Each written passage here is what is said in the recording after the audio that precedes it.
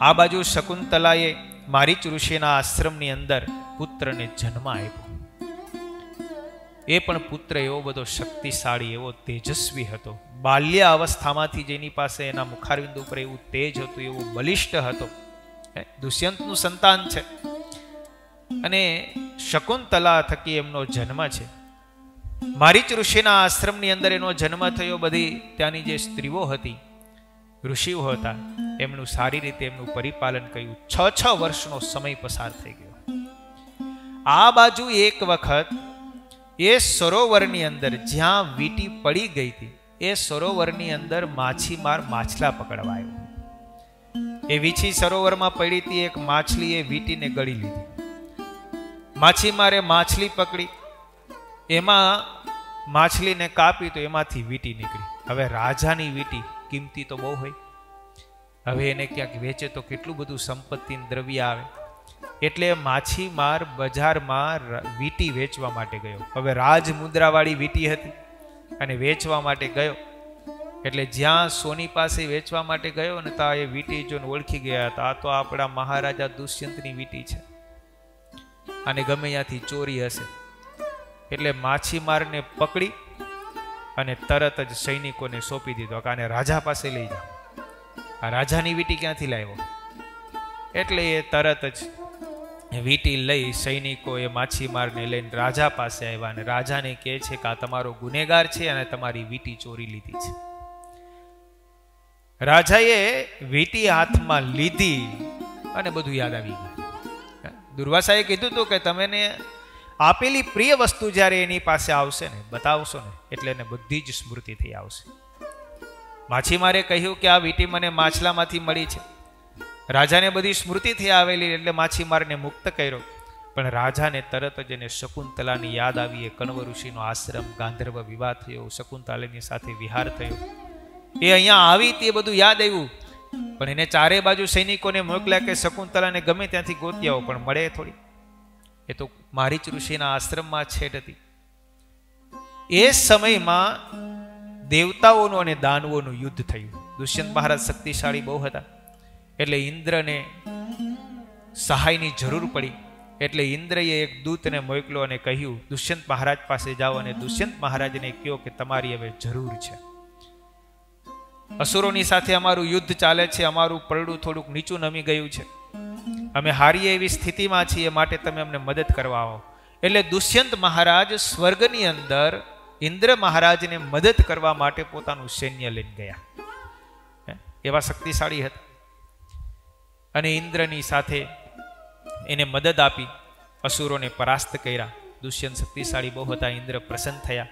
ઘણી બધી એને ભેટ સોગાદ સામગ્રીઓ આપી અને પછી વિમાન લઈને એને પૃથ્વી ઉપર મૂકવા માટે આવ્યા.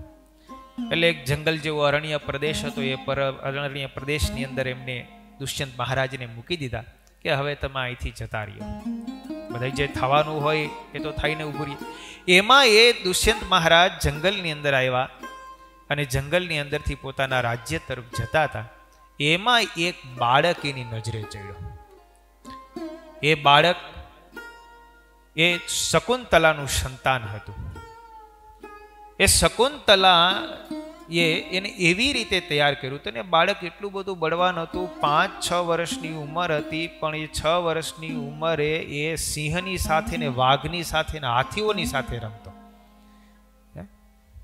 એને પકડી લેતો, એની માથે ચડી જતો. એટલે એ બધા પ્રાણીઓનું દમન કરનારો હોવાથી ઋષિ મુનિઓએ એનું નામ સર્વ દમન પાડ્યું હતું. એ બહુ શક્તિશાળી હતો.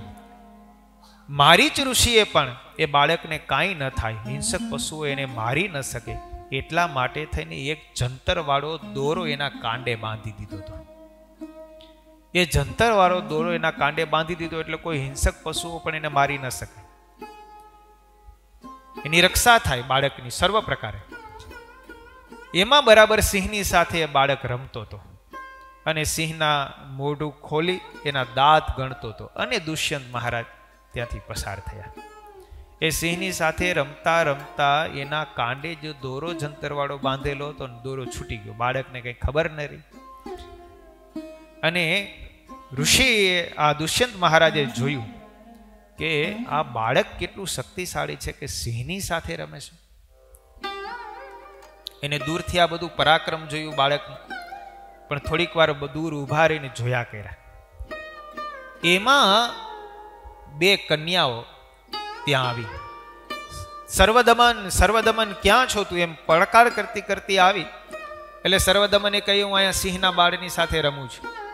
તો કે હાલ તારી માં બોલાવે છે. અને એ જ્યાં બોલાવે છે એટલે સર્વદમન તરત સિંહને મૂકીને એ બે કન્યાઓની સાથે જાય છે. કન્યાઓએ જોયું તો એના હાથમાં જંતરવાળો દોરો બાંધેલો હતો એ હતો નહીં, એટલે દોરો શોધવા લાગી. એમાં દુષ્યંત તરત એને પાસે જાય છે કે આ બાળક કોણ છે, આ કન્યાઓ કોણ છે. હું પૂછું, આ બાળક કેટલો બધો શક્તિશાળી ને પ્રભાવશાળી ને તેજસ્વી છે કે સિંહના બાળની સાથે આ રમે છે. એટલે તરત જ એ ત્યાં ગાય. એમાં માર્ગની અંદર પેલો દોરો પડ્યો હતો. એટલે દોરો દુષ્યંત મહારાજે તરત હાથમાં લીધો અને પેલી કન્યાઓને કીધું, તમે જે ગોતો છો ને એ આ દોરો રહ્યો. કન્યાઓને તરત આશ્ચર્ય થયું.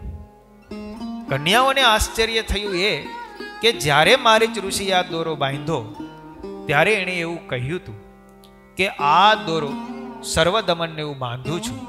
આ દોરાને કાં તો એની માં છોડી શકે અને કાં તો એનો બાપ છોડી શકે અને એનો સ્પર્શ કરી શકે. એ સિવાય જો કોઈ આ દોરાનો સ્પર્શ કરે તો એ બળીને ખાક થઈ જાય. એવો એ પ્રતાપી દોરો મારીચ ઋષિએ બાંધ્યો હતો. હવે આ દુષ્યંત મહારાજે એ દોરો પકડ્યો. પેલી કન્યાઓને મનમાં વિચાર થયો કે આને કંઈ થયું કેમ નહીં.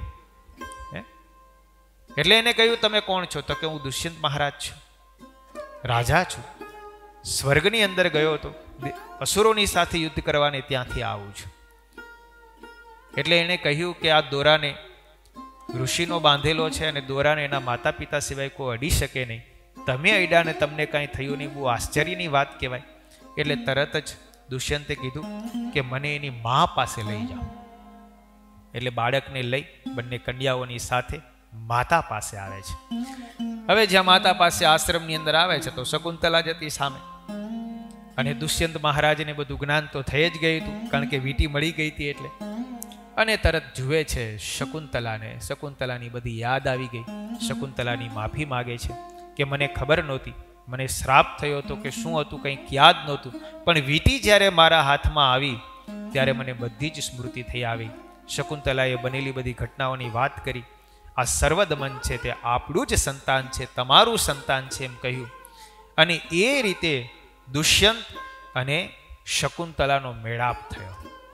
અને એનું સંતાન જે થયું એ સર્વદમન. એ સર્વદમન એટલો બધો શક્તિશાળી થયો કે એણે સમગ્ર ભૂમંડળને જીતીને પોતાના વશમાં કર્યું. એટલે એનું નામ પછી ભરત પડ્યું. એ પછી ભરતનો જે વંશ ચાલ્યો આગળ તે ભારત વંશ, કુરુવંશ અને યદુવંશ થયો. દરરોજ કથા તથા સત્સંગનો લાભ લેવા અમારી ચેનલ દીક્ષાધામ લાઈવને લાઇક, સબસ્ક્રાઇબ અને બીજા હરિભક્તો લાભ લઈ શકે તે માટે શેર કરવાનું ના ચૂકશો. જય સ્વામિનારાયણ.